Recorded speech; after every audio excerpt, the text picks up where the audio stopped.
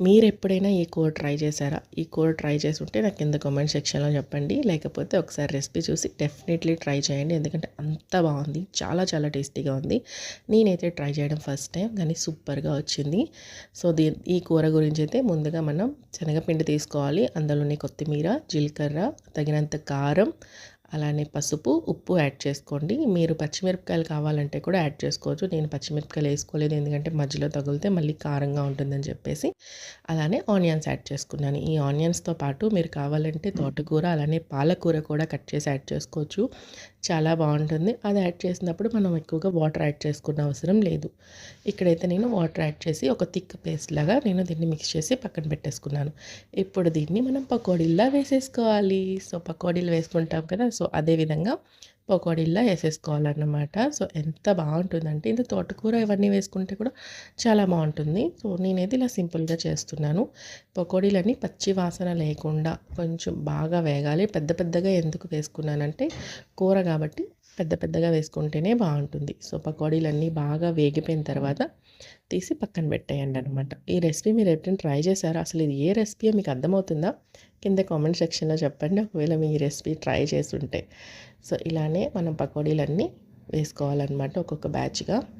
మనం ఎప్పుడూ తినే కూరలే కాకుండా ఇలాంటి వెరైటీ వెరైటీ కూరలు కూడా మధ్య మధ్యలో చేసుకొని తింటే చాలా బావుంటుంది.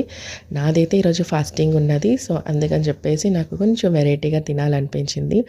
సో, అందుకే ఇది ప్రిపేర్ చేసుకున్నా. కానీ సూపర్ అద్భుతం చాలా బా వచ్చింది. సో, అన్నట్టు చెప్పడం మర్చిపోయాను. ఇప్పుడు పకోడీలు అయిపోయాయి కదా!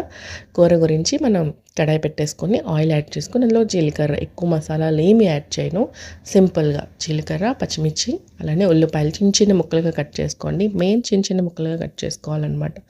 సో, ఉల్లిపాయలు బాగా వేగిన తర్వాత అందులో టమాటో కూడా యాడ్ చేసేసుకోవాలి. ఇక్కడ మీకు కావాలంటే అల్లం వెల్లుల్లి పేస్ట్ యాడ్ చేసుకోవచ్చు. నేను యాడ్ చేసుకోవట్లేదు. సింపుల్‌గానే చేస్తున్నాను.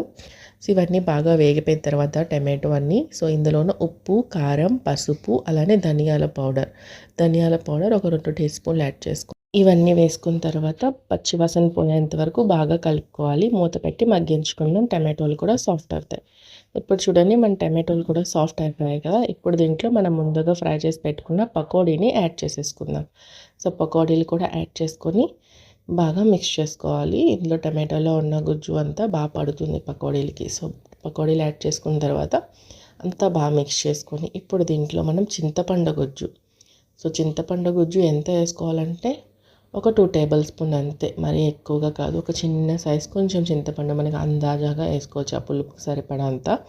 సో, వేసుకొని బాగా కలిపేసుకొని ఇప్పుడు ఇందులో వాటర్ వేసేసుకోవడమే. మనకి ఎంత గ్రేవీ కావాలో అంతగా వాటర్ యాడ్ చేసుకోండి. సో, అంతే మనకి ఎంతో సింపుల్‌గా ఇక్కడ పకోడీ కర్రీ రెడీ అయిపోయింది. సూపర్‌గా ఉంటుంది. ట్రై చేయండి. లాస్ట్‌లో పుదీనా వేసుకోండి. ధనియా పత్తి యాడ్ చేసుకోండి. సో, సూపర్ టేస్ట్ వస్తుంది. బాయ్. రెసిపీ నచ్చినట్లయితే లైక్ చేయండి.